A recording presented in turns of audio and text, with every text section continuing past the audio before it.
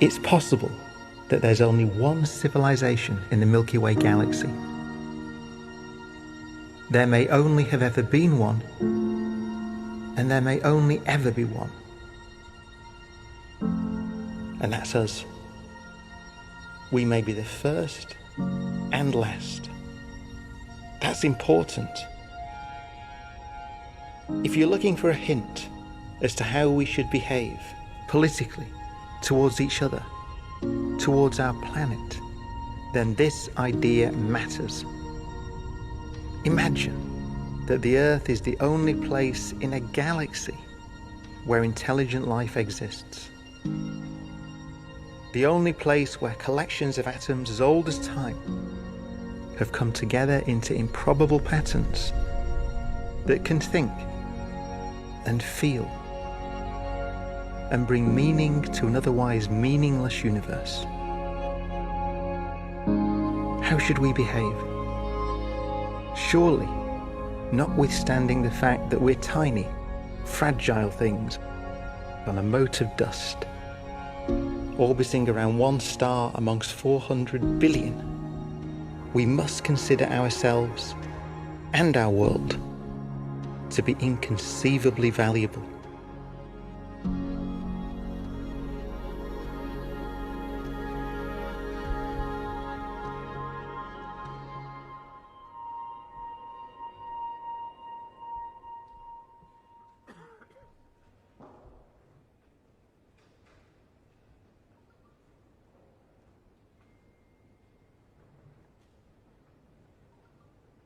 With her poem written for COP26, we are joined by writer, performer and storyteller Yersa Daly Ward.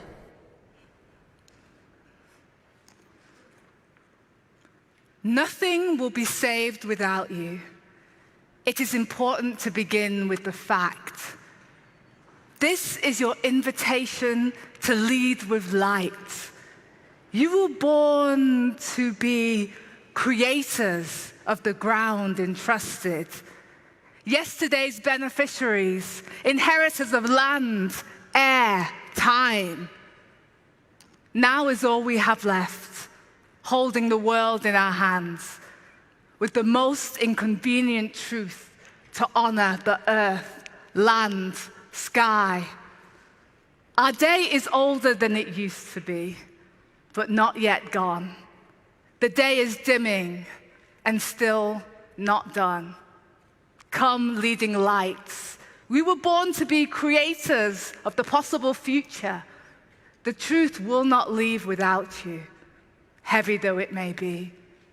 The staggering state of play is leaning upon you. The hour that you stand in is goldening, already coppering, already fire. Ancestors of tomorrow, this is an intervention. Earth is talking to you today, and Earth has plenty to say. Be architects of something new, protectors of the day. Be shining final hopes, designers of chance and change. The hour is crimson, turning, turning. The hour is bruising, bluing, blue. We are human, and we owe our home. Let's pay our home dues. These are the implications, so we have to end with the facts. Anything less than your best is too much to pay.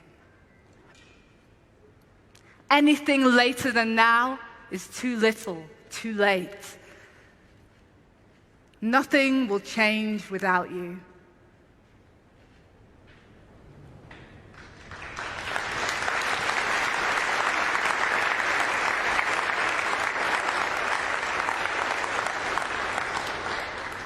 Please welcome the Prime Minister of the United Kingdom, Boris Johnson.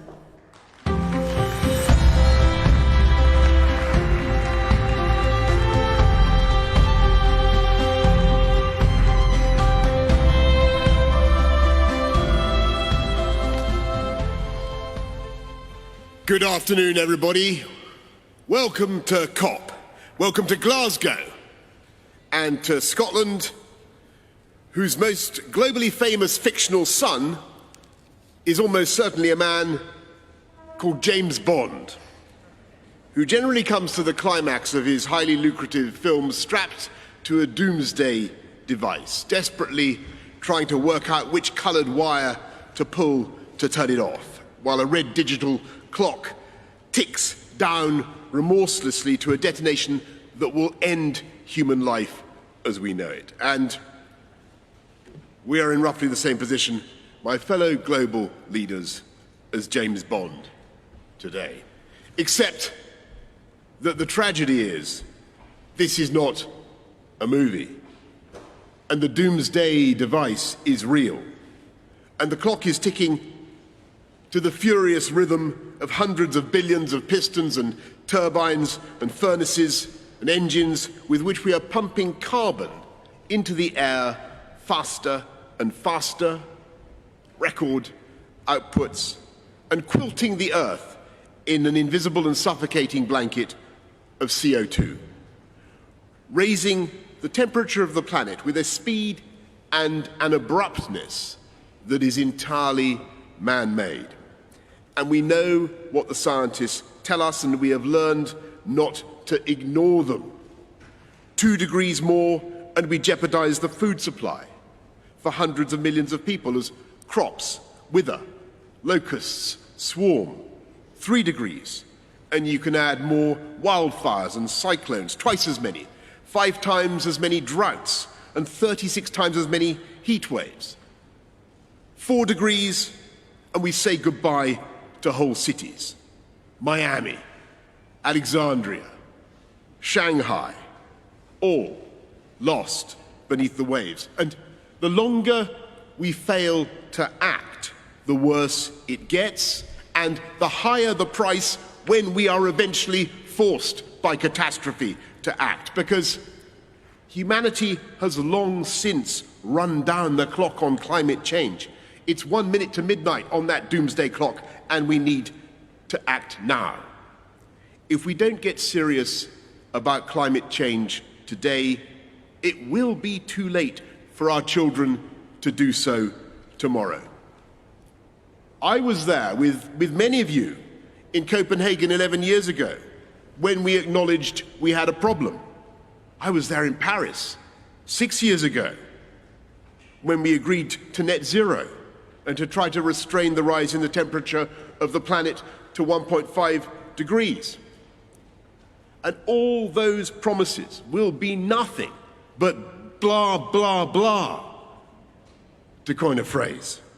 And the anger and the impatience of the world will be uncontainable unless we make this COP26 in Glasgow the moment when we get real change. And we can. We can get real on coal, cars, cash, and trees. We have the technology to deactivate that ticking doomsday device. Not all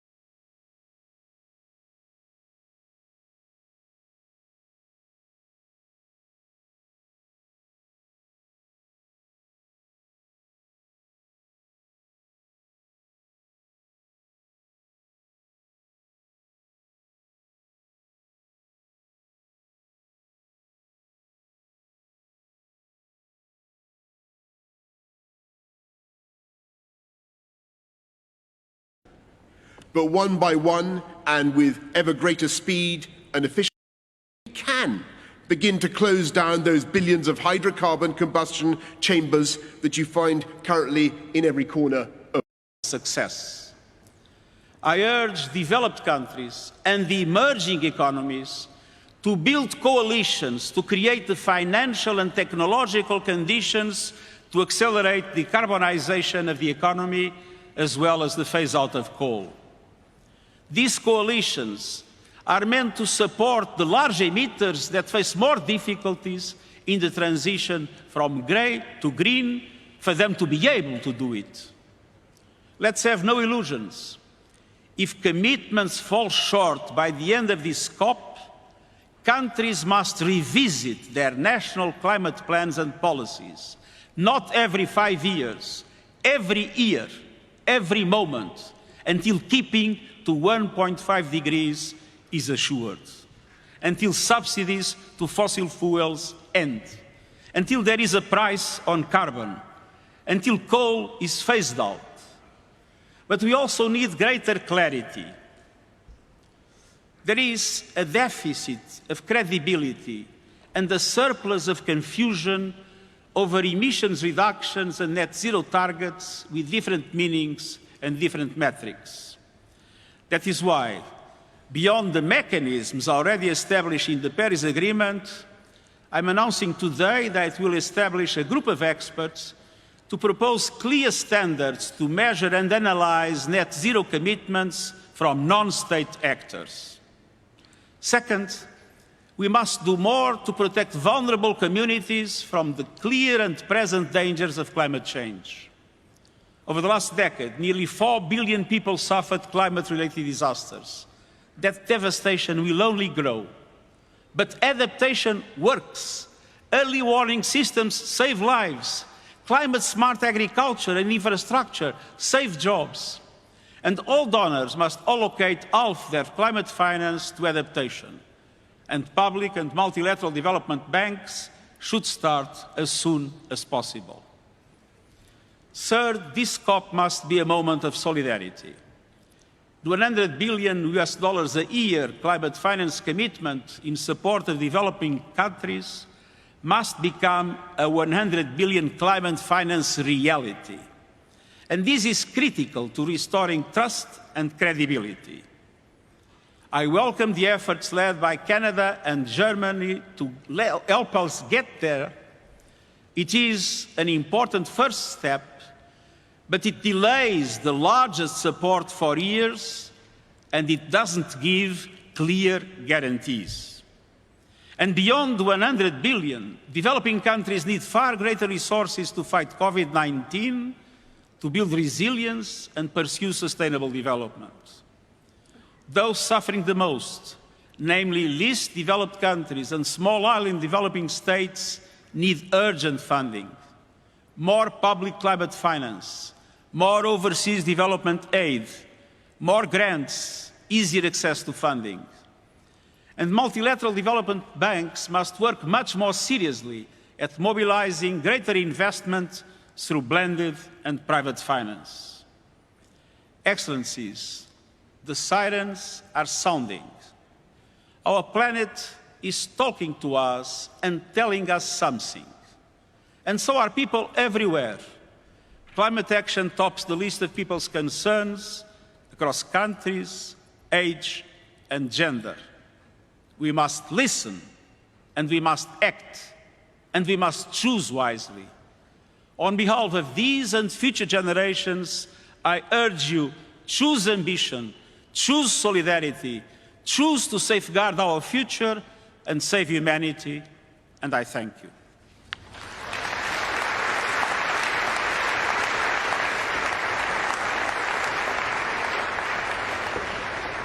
There will now be a short film, a message from our planet to all of us, Earth to COP.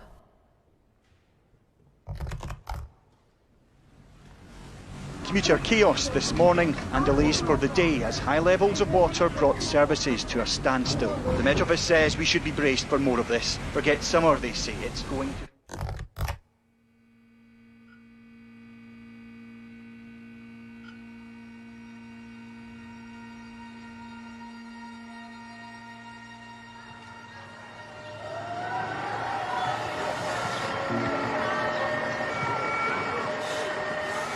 The evidence in the record now is becoming clearer and clearer. No longer assume the temperature of the world is stable. Более 70 лет, но все еще загрязненность воздуха остается основной. Average American, that carbon footprint is about 16 tons of carbon emissions. What about COP26? What is COP? The potential threat to the surrounding natural environment. We can see the ocean becoming less. The UN is calling the world's first climate change fast.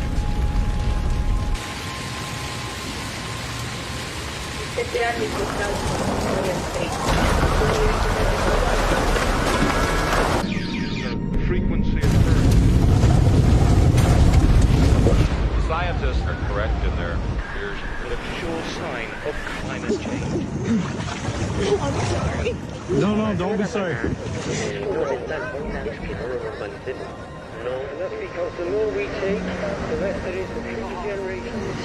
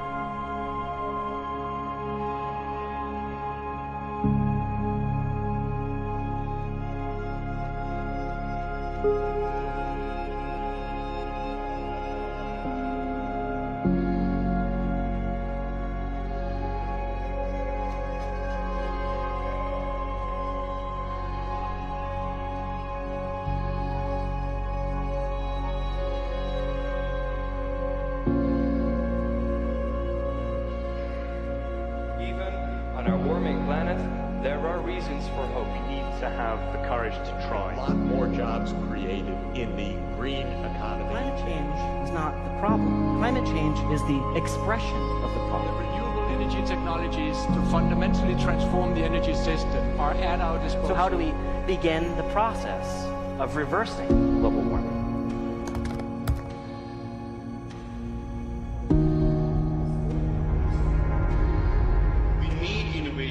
And this kind of innovation. Really glad people are starting to buy electric cars and launched the largest tree plantation campaign. It is now cheaper to build offshore wind farms. To develop a climate-altering crop. Continually reinvesting in our grassland, we are looking down It's a critical moment that we cannot not be part of. Enormous opportunity in agriculture. We can become stubborn optimists. 26 is one of the most important diplomatic gatherings in history. But humanity already knows what to do. Do it overnight, but we can set that end date. We've got a long way to go. But there is momentum.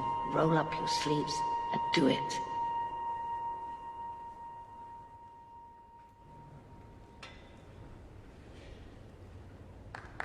Your Royal Highnesses, Your Excellencies, Lords, Ladies and Gentlemen, please welcome His Royal Highness, the Prince of Wales.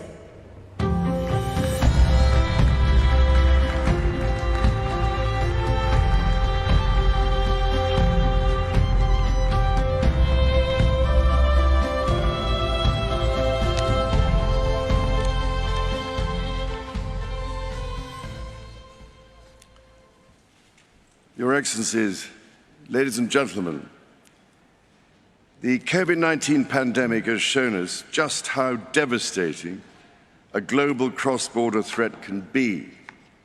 Climate change and biodiversity loss are no different in to existential threat, to the extent that we have to put ourselves on what might be called a warlike footing. Having myself had the opportunity of consulting many of you over these past 18 months, I know you all carry a heavy burden on your shoulders, and you do not need me to tell you that the eyes and hopes of the world are upon you, to act with all dispatch and decisively, because time has quite literally run out. The recent IPCC report gave us a clear diagnosis of the scale of the problem. We know what we must do. With a growing global population creating ever-increasing demand on the planet's finite resources, we have to reduce emissions urgently and take action to tackle the carbon already in the atmosphere, including from coal-fired power stations. Putting a value on carbon, thus making carbon capture solutions more economical, is therefore absolutely critical. Similarly, after billions of years of evolution, nature is our best teacher. In this regard, restoring natural capital, accelerating nature-based solutions, and leveraging the circular bioeconomy will be vital to our efforts. As we tackle this crisis, our efforts cannot be a series of independent initiatives running in parallel. The scale and scope of the threat we face call for a global systems-level solution based on radically transforming our current fossil fuel-based economy to one that is genuinely renewable and sustainable. So, ladies and gentlemen, my plea today is for countries to come together to create the environment that enables every sector of industry to take the action required. We know this will take trillions, not billions of dollars.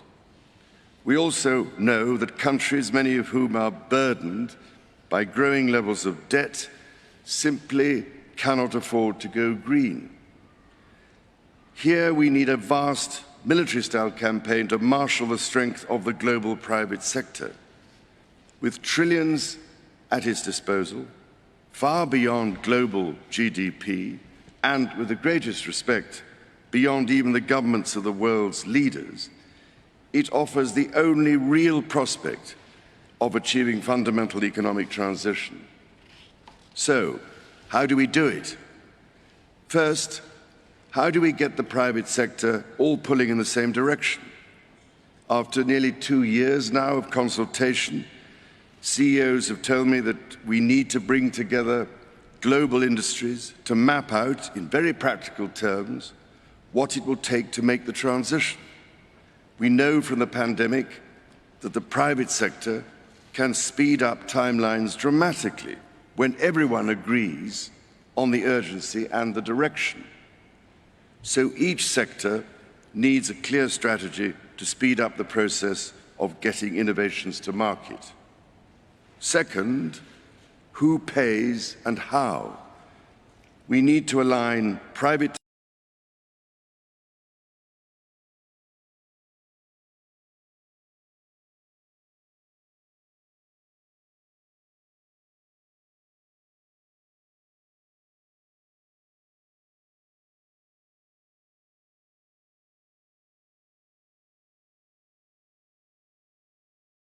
than the cost of prevention. So I can only urge you, as the world's decision makers, to find practical ways of overcoming differences so we can all get down to work together to rescue this precious planet and save the threatened future of our young people. Thank you, ladies and gentlemen.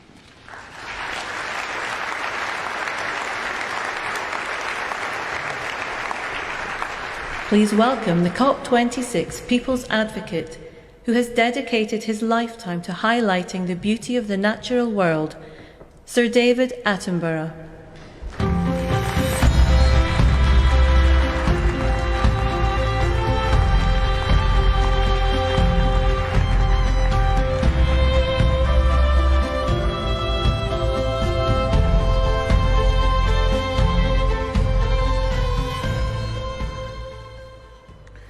Your Excellencies, delegates, ladies and gentlemen, as you spend the next 2 weeks debating, negotiating, persuading and compromising, as you surely must, it's easy to forget that ultimately the emergency climate comes down to a single number: the concentration of carbon in our atmosphere. The measure that greatly determines global temperature. And the changes in that one number is the clearest way to chart our own story, for it defines our relationship with our world. For much of humanity's ancient history, that number bounced wildly between 180 and 300. And so too did global temperatures. It was a brutal and unpredictable world. At times, our ancestors existed only in tiny numbers. But just over 10,000 years ago, that number suddenly stabilized, and with it, Earth's climate. We found ourselves in an unusually benign period, with predictable seasons and reliable weather. For the first time, civilization was possible, and we wasted no time in taking advantage of that. Everything we've achieved in the last 10,000 years was enabled by the stability during this time. The global temperature has not wavered over this period by more than plus or minus 1 degree Celsius. Until now. Our burning of fossil fuels, our destruction of nature, our approach to industry, construction and learning are releasing carbon into the atmosphere at an unprecedented pace and scale. We are already in trouble. The stability we all depend on is breaking. This story is one of inequality as well as instability. Today, those who've done the least to cause this problem are being the hardest hit. Ultimately, all of us will feel the impact, some of which are now unavoidable.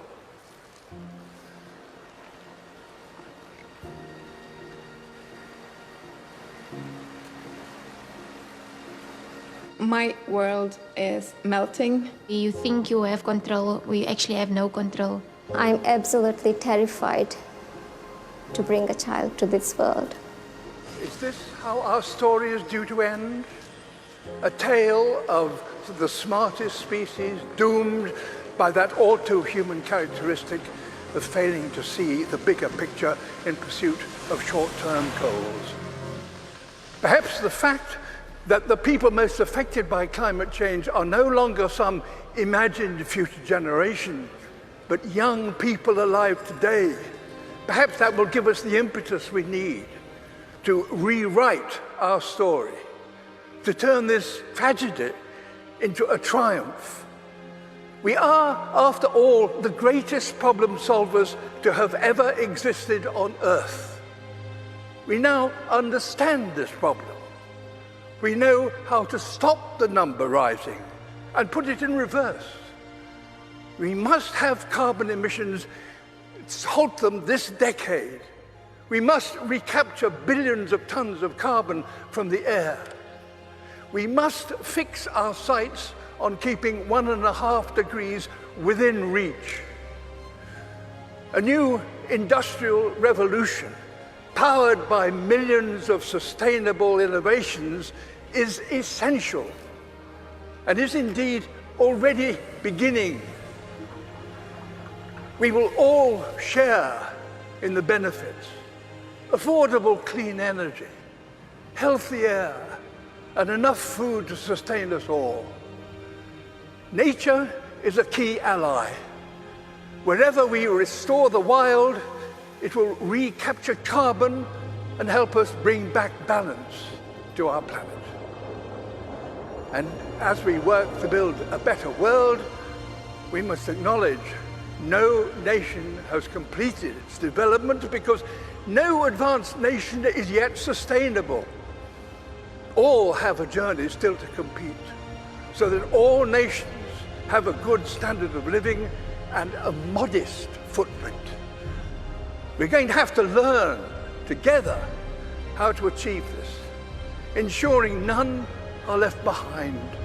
We must use this opportunity to create a more equal world, and our motivation should not be fear, but hope.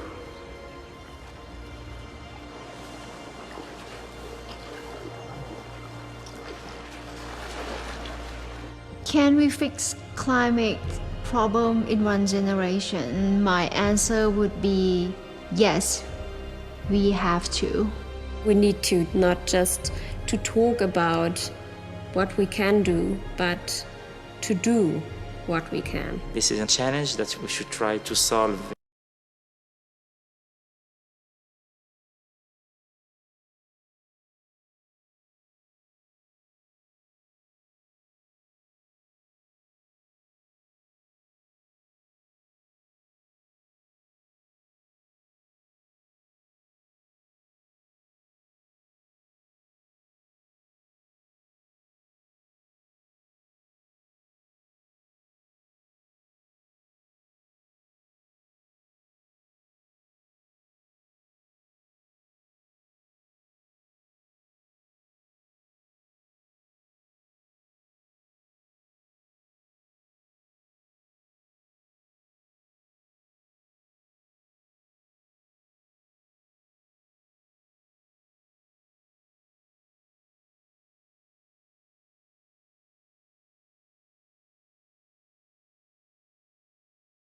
Vision. It comes down to this. The people alive now are the generation to come. Will look at this conference and consider one thing. Did that number stop rising and start to drop as a result of commitments made here? There's every reason to believe that the answer can be yes. If working apart, we are a force powerful enough to destabilize our planet, surely working together, we are powerful enough to save it. In my lifetime, I've witnessed a terrible decline. In yours, you could and should witness a wonderful recovery. That desperate hope, ladies and gentlemen, delegates, excellencies, is why the world is looking to you and why you are here. Thank you.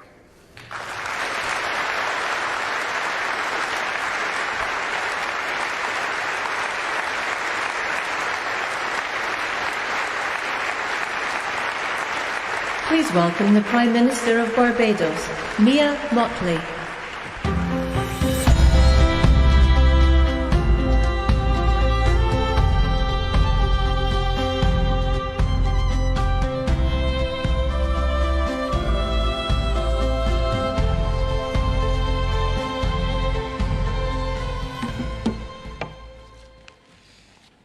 Your Royal Highness, Excellencies, distinguished guests, ladies and gentlemen, the pandemic has taught us that national solutions to global problems do not work. We come to Glasgow with global ambition to save our people and to save our planet, but we now find three gaps. On mitigation, climate pledges or NDCs. Without more, we will leave the world on a pathway to 2.7 degrees, and with more, we are still likely to get to 2 degrees. These commitments, made by some, are based on technologies yet to be developed, and this is at best reckless and at worst dangerous. On finance, we are $20 billion short of the $100 billion, and this commitment, even then, might only be met in 2023. On adaptation, adaptation finance remains only at 25%, not the 50-50 split that was promised nor needed given the warming that is already taking place on this earth. Climate finance to frontline small island developing states declined by 25% in 2019. Failure to provide the critical finance and that of loss and damage is measured, my friends, in lives and livelihoods in our communities. This is immoral and it is unjust. If Glasgow is to deliver on the promises of Paris, it must close these three gaps. To you, what must we say to our people living on the front line in the Caribbean, in Africa, in Latin America, in the Pacific, when both ambition and regrettably some of the needed faces at Glasgow are not present? What excuse should we give for the failure? In the words of that Caribbean icon, Eddie Grant, will they mourn us on the front line? When will we, as world leaders across the world, address the pressing issues that are truly causing our people angst and worry, whether it is climate or whether it is vaccines? Simply put, when will leaders lead? Our people are watching, and our people are taking note. Are we really going to leave Scotland without the resolve and the ambition that is sorely needed to save lives and to save our planet? How many more voices and how many more pictures of people must we see on these screens without being able to move? Or are we so blinded and hardened that we can no longer appreciate the cries of humanity? I have been saying to Barbadians for many years that many hands make light work.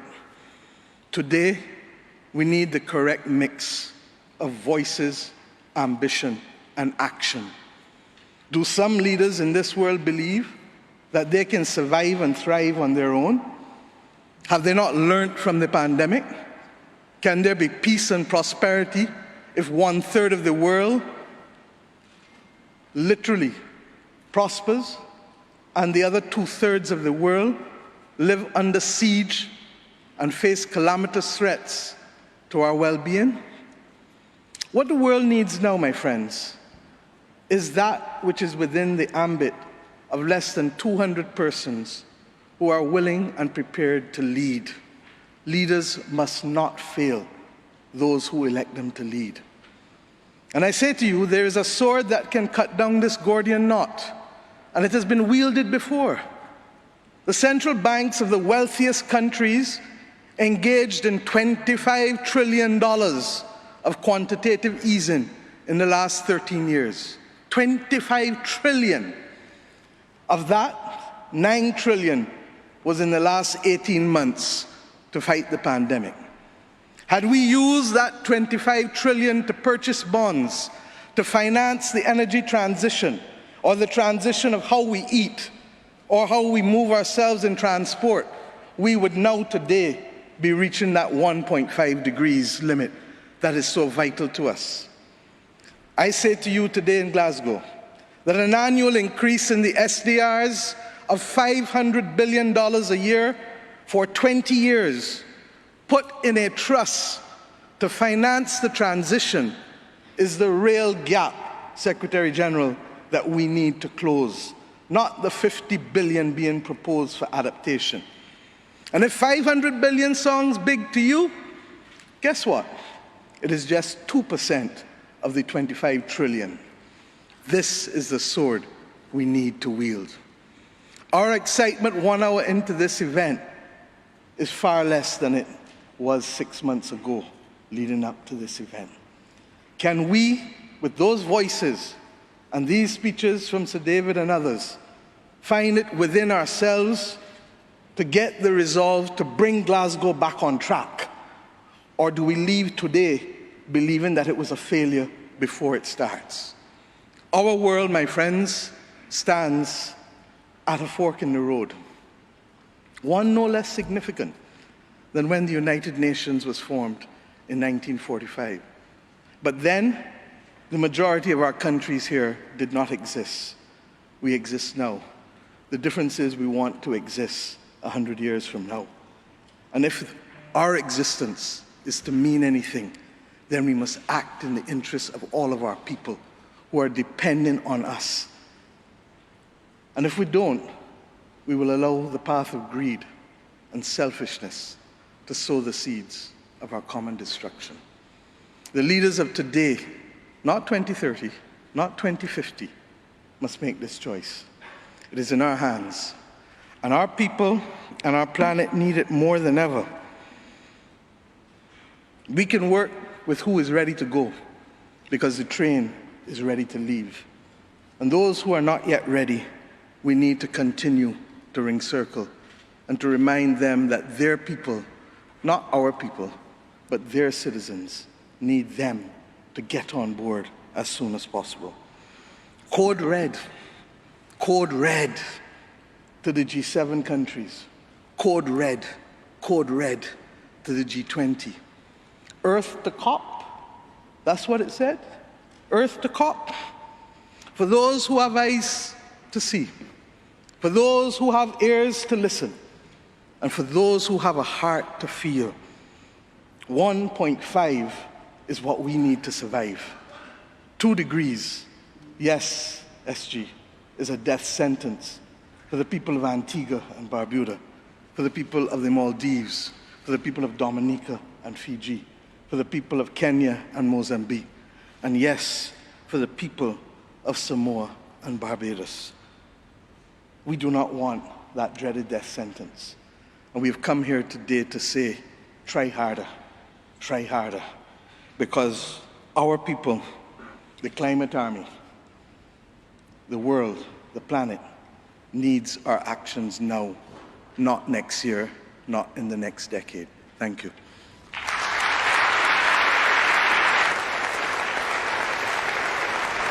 Bringing their message from their countries to COP, we will now hear from climate campaigners in Chile and Egypt.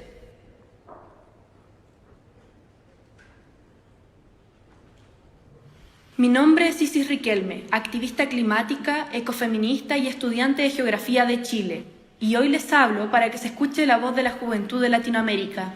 Debemos escuchar el mensaje que nuestro planeta nos envía. El mundo no está mal porque hay una pandemia, hay pandemias porque el mundo está mal. Hago un llamado a los líderes del mundo a que comprometan acciones concretas para detener la extinción de nuestras especies y de la humanidad. Hoy, los jóvenes alrededor del mundo hemos demostrado ser el presente a través de proyectos e ideas que aportan a mitigar y o adaptarse a la crisis climática. Es deber de todos los gobiernos escucharnos, es nuestro futuro el que está en juego. Las niñas y jóvenes mujeres latinoamericanas albergan sueños e ideas del mañana. Nos hemos empoderado de nuestras capacidades y hemos avanzado en materia de educación socioambiental para enfrentar esta crisis. Los proyectos que los jóvenes impulsamos para abordar el cambio son un claro ejemplo de soluciones viables y concretas para entregar las herramientas necesarias para la adaptación y empoderar a nuestras comunidades a ser agentes de cambio a lo largo de los territorios. Hemos organizado los continentes para proteger nuestros océanos por la biodiversidad invaluable que albergan. Hemos instado a la sociedad civil de 80 países a realizar acciones concretas para mitigar la crisis climática y levantar exigencias y propuestas que ustedes puedan ejecutar en sus países. Nosotros, sus niños, sus hijos, hemos decidido colaborar globalmente para cuidar nuestro hogar. Pero son ustedes quienes deciden cómo reedificarlo. Les insto a que escuchen y actúen. Debemos seguir construyendo sobre la ambición climática de la presidencia chilena en la COP25, trabajar localmente para impactar globalmente y tomar en cuenta el conocimiento de la sociedad civil. Este es mi mensaje desde el planeta a la COP. Ayúdennos por favor a garantizar un futuro mejor. En sus manos están nuestras vidas y las de los que vienen. Lo que decidan en esta conferencia cambiará el rumbo de la humanidad. Es tiempo de actuar. تحياتي، أنا عبد الفتاح ندى، ناشط في قضية التغير المناخي ورائد أعمال اجتماعي في مجال التمكين الاقتصادي. أحدثكم من مصر لأنقل لكم رسالة باسم شباب الأرض التي باتت مهددة بخطر التغير المناخي يوما بعد يوم، بل دقيقة تلو الأخرى. النشطاء الشباب من كل أنحاء العالم يتكاتفون سويا من أجل رفع الوعي العالمي تجاه مشكلات التغير المناخي. فلابد أن يدرك الجميع أن تلك المشكلات ليست رفاهية، إنما تشكل مصيرنا الذي يتحدد من خلال كل قرار فردي نقوم به يوميا، سواء يضر بهذه البيئة أو يساهم في منحها فرصة أخرى في البقاء. حان الوقت الآن أن يبني قادة العالم أجمع على جهودنا كنشطاء، وأن يضعوا السياسات العامة التي تتصدى لأزمة المناخ في مقدمة أولوياتهم.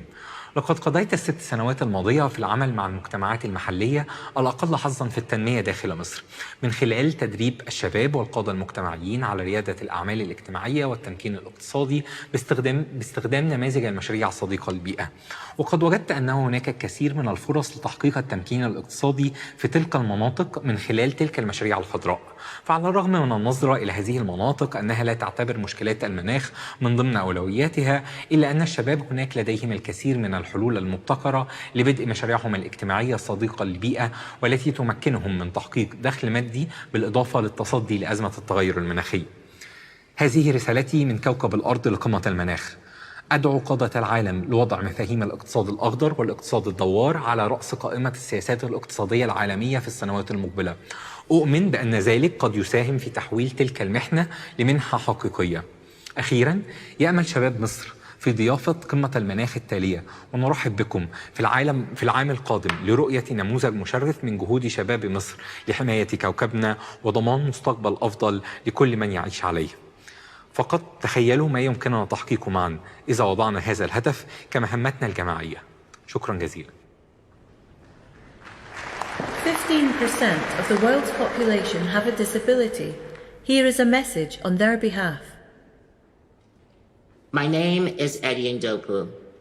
Today, I'm speaking to you on behalf of the world's largest minority, the 15% of people in the world who have a disability.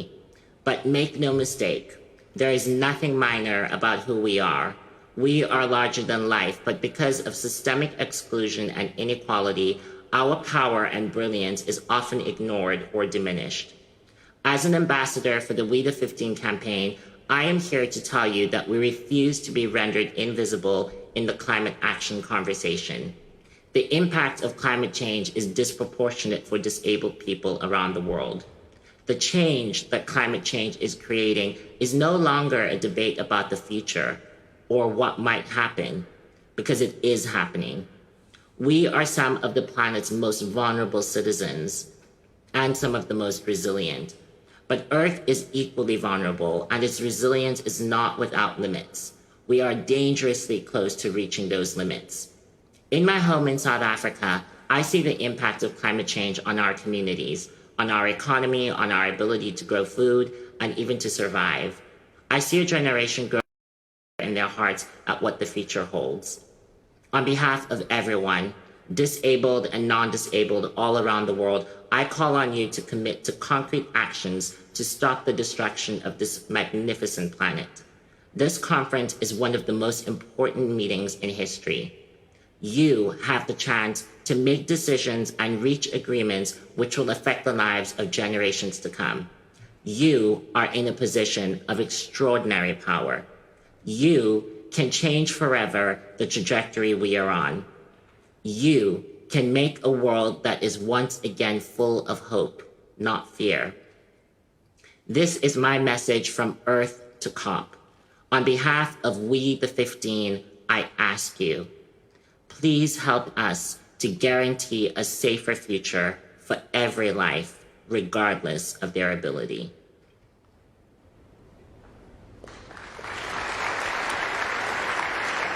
Please welcome the Prime Minister of Italy, Mario Draghi.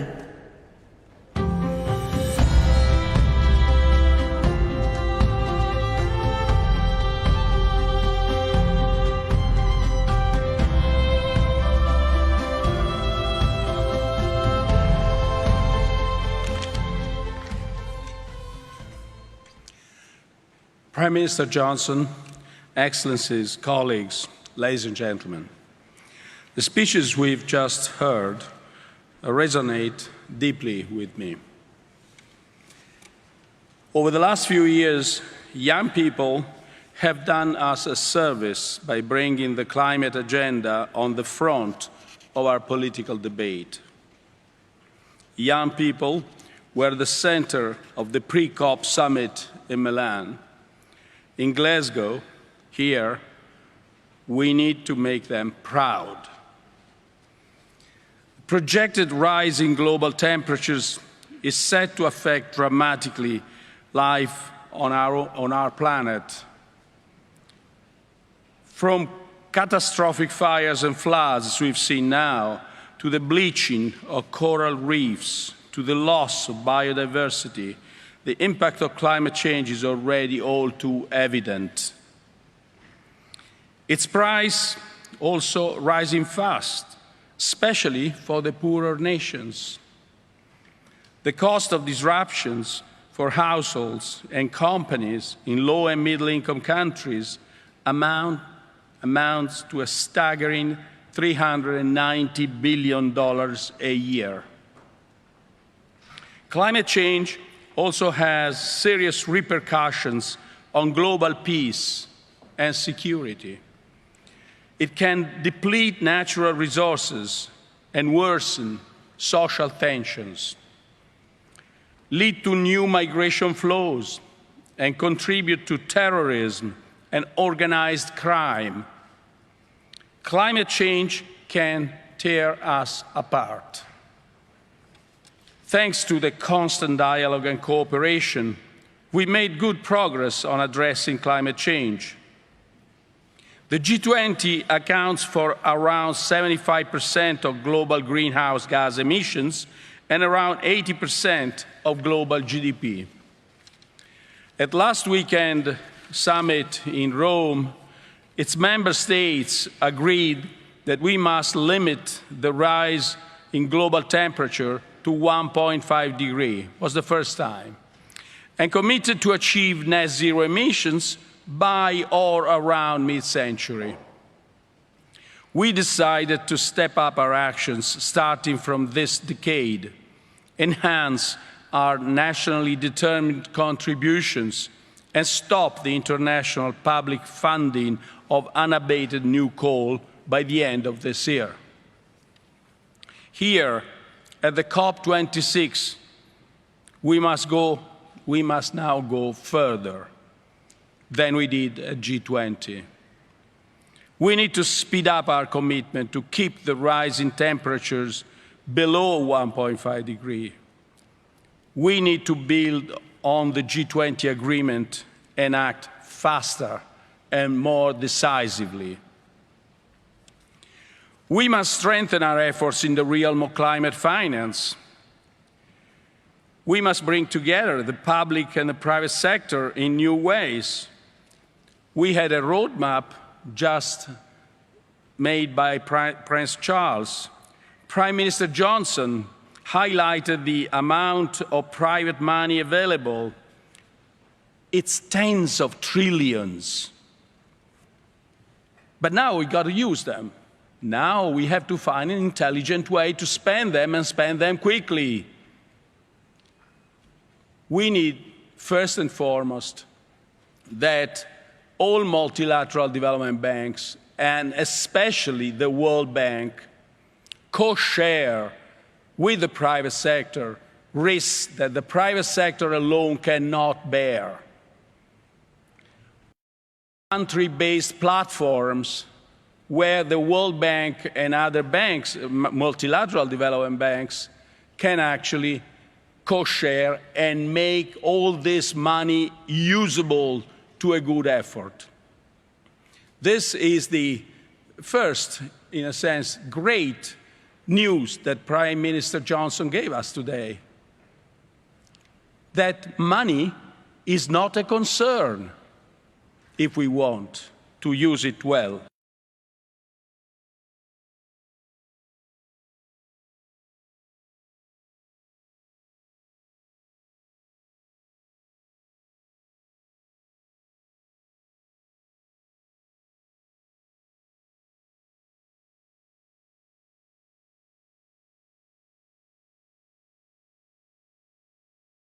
So special about our world and why we should do everything in our power to protect our planet.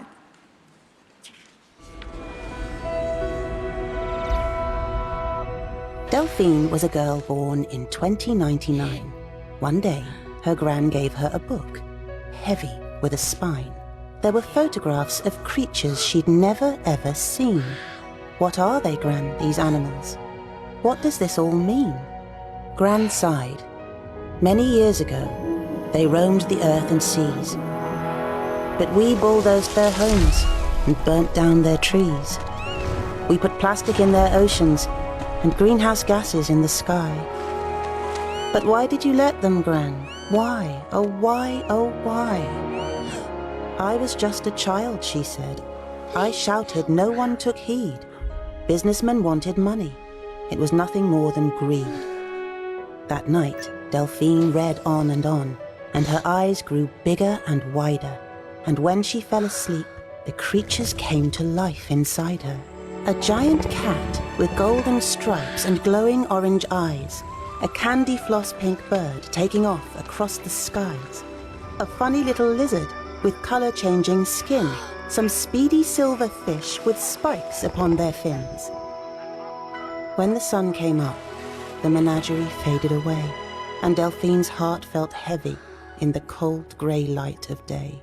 Do you recognize them, dear readers of this tale? In 2021, they're not figments for girls' imagination. We must protect them where we can for future generations.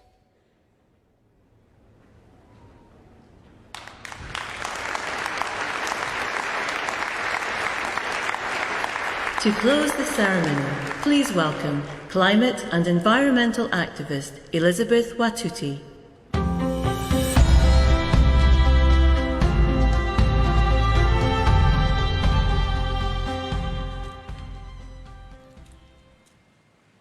My name is Elizabeth Watuti. I am a youth climate activist from Kenya. I have done a lot of soul-searching about what to say here today. I have asked myself over and over what words might move you. And then I realized that making my 4 minutes count does not rest solely on me. My truth will only land if you have the grace to fully listen. My story will only move you if you can open up your heart. I can urge you to act at the pace and scale necessary, but in the end, your will to act must come from deep within. I need to tell you what is happening in my home country.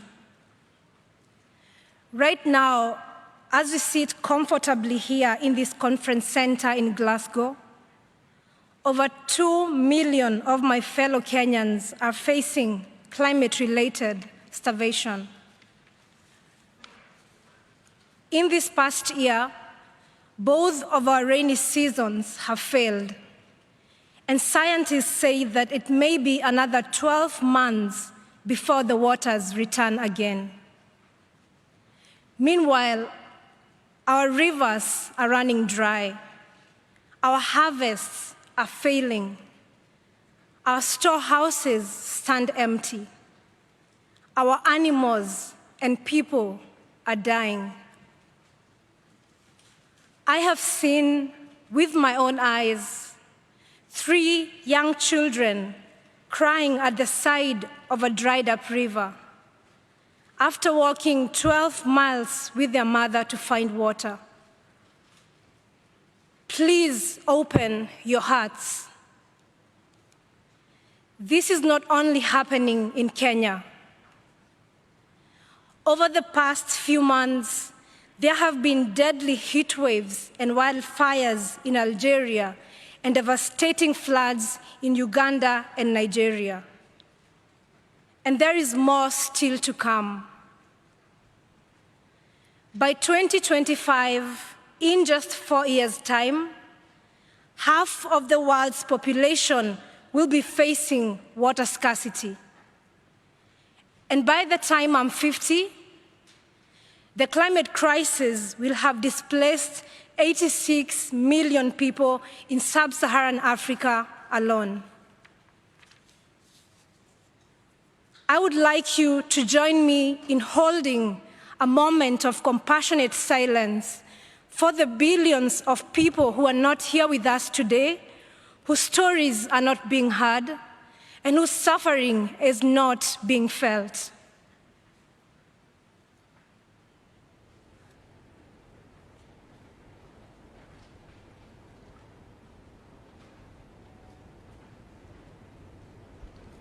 Please open your hearts. If you allow yourself to feel it, the heartbreak and the injustice is hard to bear. Sub-Saharan Africans are responsible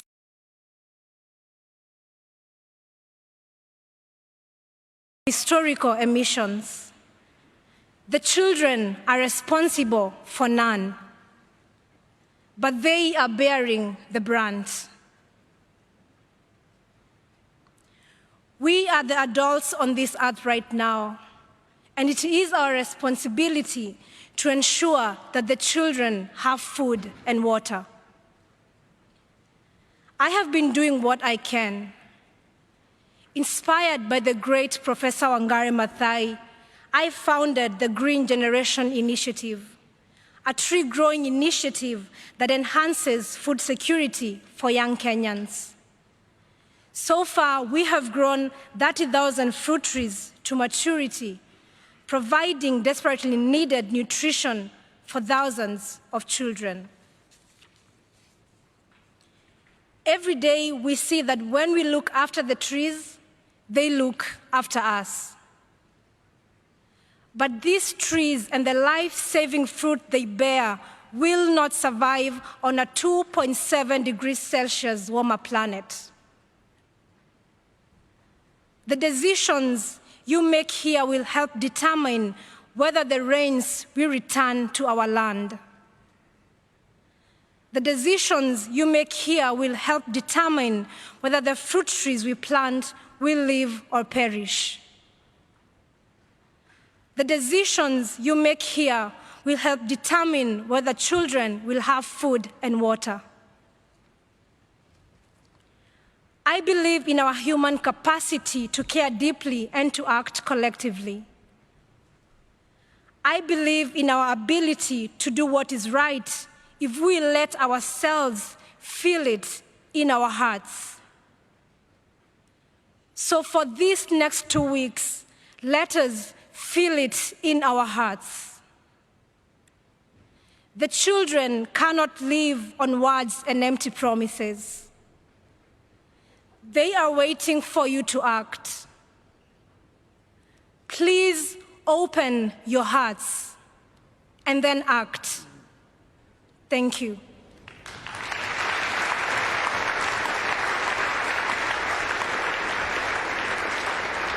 You have heard Earth's impassioned message to you all. Earth is calling for action this day. This has been Earth to COP.